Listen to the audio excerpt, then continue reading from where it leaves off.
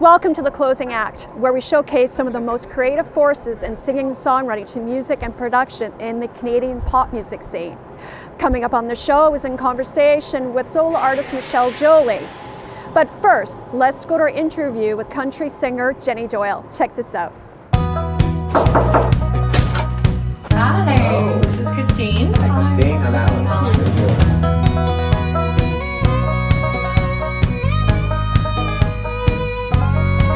I got you covered, I got your back. Joining me is Jenni Doyle. She's a Canadian singer-songwriter, and she's here today to talk about her music and how it all began. Welcome to the show, Jenni. Thanks, Christine. Thanks for having me. So, when did your passion begin for music? Well, my passion began when I was a wee little girl. My mom, was always singing and always had music playing and putting me in talent shows in school and, dance lessons. So I've been doing this since I was, probably 2 years old. I started singing probably in elementary school when I was doing musical theaters. That was my first taste of doing live music on stage and having to remember songs and lyrics. And then after elementary school, I went to a special high school for the arts, Canterbury High School in Ottawa. And I did acting there, studied acting, which then brought me to Vancouver. So I went to Vancouver Film School after Ottawa, after high school. Wanna be the first one that you call. I have CDs and music on my song lists from everyone from Tupac to Patsy Cline. I love all kinds of music. I love dance music, hip hop, I love jazz, I love rock. But country, I feel like when I sing country, I feel the most natural singing country. I feel the most comfortable singing country. I listened to Shania Twain, Dolly Parton, Patsy Cline growing up. So country's always been in my heart. The album should be released January next year, 2018. Right now I've got 5 songs that I just released on iTunes. You can buy them, they're all singles. Basically, my friend Stephen Lane and I got together and started co-writing some songs. And I got in contact with Alan Roger, who's produced all of the songs. And I knew Alan Roger from, 12 years ago when I was in a girl pop band. I met him. So I called him up and asked him if he'd produce these songs. And he actually had a few songs of his own that I fell in love with that I've actually recorded as well.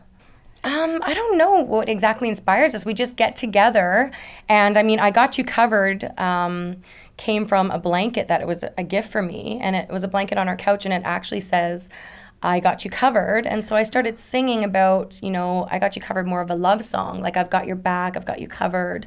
And that's just, the inspiration was a blanket. And Stephen came over and we just, I sang the melody and he came up with a chorus and we just kept collaborating and we came up with that song. I love performing. It's, just a rush to be on stage and feel the energy from the audience.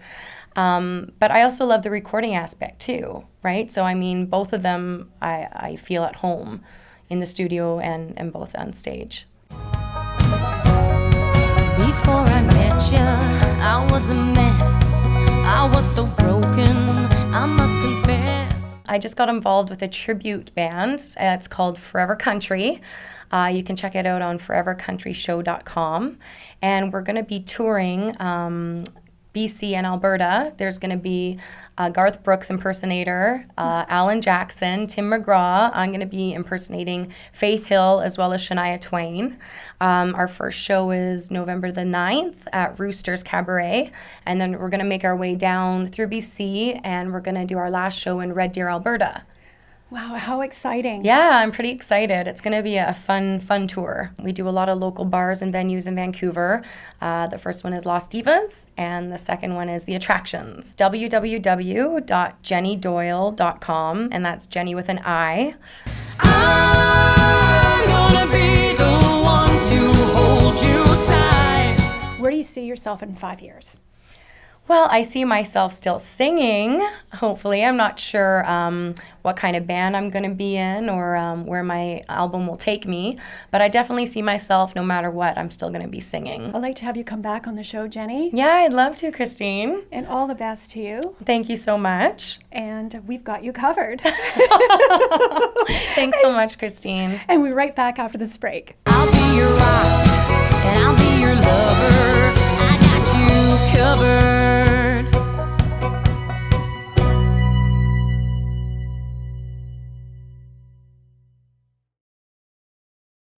Yeah, it's good to see you too.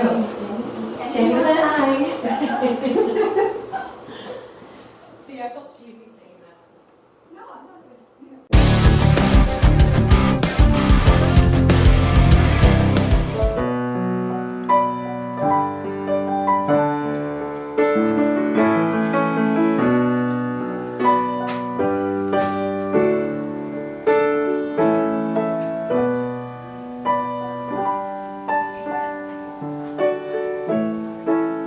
Joining me is Canadian solo artist Michelle Joly, and she's here today to talk about her music career and what's next for her.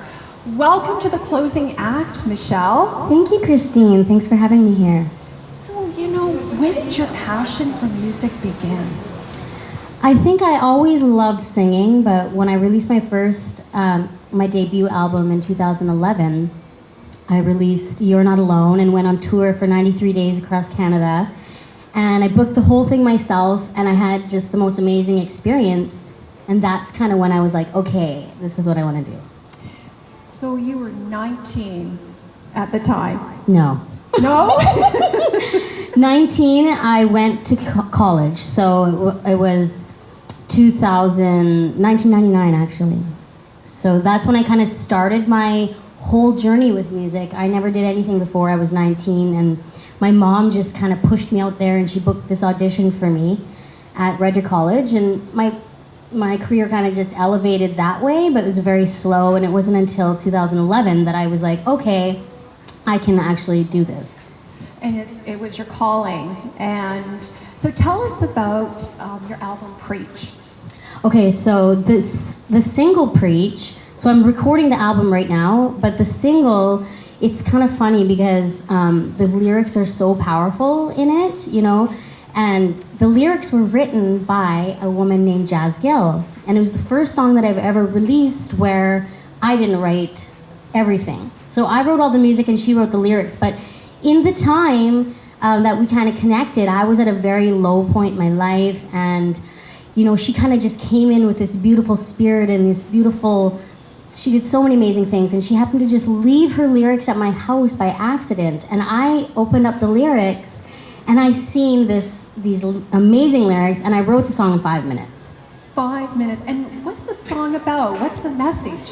It's about empowering yourself, and I kind of took it to women because I have some, issues revolving around that. But the song itself is just about empowering yourself, not letting people tell you what your direction is or, what you should be doing in life, because it's like, don't preach to me about wrong or right, So everyone has their own power within themselves. I think a lot of people don't really tap into that. They kind of go around and they let other people say, oh yes, you should do this, or, it's just a confidence thing. And I think more people need to tap into that self-power. And you are practicing what you preach, because you're also a music teacher. Yes. And you teach piano. Yes, guitar and vocals. My goodness. But which do you prefer, or is there no preference? I think I prefer vocal, just because that's where when I went to school, it was for vocals. So I have the most knowledge there, but also that's my own strength as well. And I think vocals is one of the hardest things to teach, but when you can make somebody love their voice or learn how to use it, it's so much more empowering, I think, than teaching someone to play an instrument, because your instrument is part of you. It's, muscles in your body. So it's a little bit more of a personal instrument. Right. I think. So your voice is an instrument. Yes. Yeah, so you which do you prefer singing, jazz, folk? I definitely prefer jazz. I'm a jazz-trained musician and singer, but it's my dream to sing on the Orpheum stage with, this Vancouver Symphony behind me. But I've sang on that stage with a choir before. So jazz is it for me because it's just this old feeling. You when you sing those old classics, you literally feel something different than when you're singing new age pop music. It just has a totally different element to it. But I do love, a lot of my music sounds a little pop like that Never Been Loved Before song. So That's my favorite, actually. actually a lot of people, that's their favorite, and it's more pop. It's not jazz really at all. So it's kind of one of those things, I don't know. I love singing jazz, but I write, everything from jazz to pop, so. Yeah, so tell us about, do you have a fourth album coming out? Yes. Should be out by the summer of 2018. I've kind of been working on it for a long time. I went to the Banff Center to kind of hone in on the songs and just rework them and everything like that. So now I have plans to go to Nashville to kind of really tweak those songs and record a lot of the bed tracks and everything, and then come back and kind of finish it up and then release it. That's the plan. That's wonderful. And where do you get your inspiration from? My inspiration comes from my life experiences. So often I have written about other people's life experiences, but for the most part, I write. Some people know this is called the morning pages, and you just pick up a pen and you just write in the morning. And a lot of my songs have come from that because I just am writing about just my life, and then when I go look back through it, I say, oh, these are some good lyrics here. Sometimes it works that way, and sometimes I'm just sitting down writing, but most of the time it's about something personal. And it's empowering, it gives you that confidence, and also too, has it been difficult for a woman in the music industry? I would say yes. I don't really know why that is. I feel like when I've been around a lot of male musicians, and I feel like mostly there's male musicians out there, and I think sometimes with female musicians there could be maybe a little bit of competitiveness going on. I'm not really sure. Obviously there's lots of successful female artists out there, but I just found with my own personal journey that leading a band as a female can sometimes be, because you do have to be this band leader as a solo artist, and sometimes it can be not well received by other people in the band when you're trying to, have certain guidelines or whatever you have for your own show and band. So I don't think it's super difficult. I just think it's different. Right. And Michelle, what is next for you? Well, Going to Nashville. I want to go to Nashville. I want to tour again. I haven't toured since 2012. So that's the plan, and I really want this album to be my best music yet, because sometimes you just kind of put everything together, and now I'm just taking my time. So I want to just release my music, but most of all, I want to help touch people. I want to travel the world and, help children, and that takes a lot of not only connection, but also a lot of financial struggles in that kind of area. So I'm hoping to just use my music so that I can travel and just help children and do lots of different kind of humanitarian things. And that's really what drives me behind all my music. That's wonderful. And where can people listen to your music or come and watch you? So on my website, which is michellejolymusic.com, I have my shows all listed there. You can just click on the shows, and mostly I'm performing downtown Vancouver, sometimes at some of the hotels and the casinos. So if you go to shows, then you'll be able to see where I'm playing next. It's wonderful. Thank you very much for coming on the closing act, and Thank you. all the best. Thanks so much, Christine. I really appreciate it. Thanks for watching the closing act, and we'll see you next month.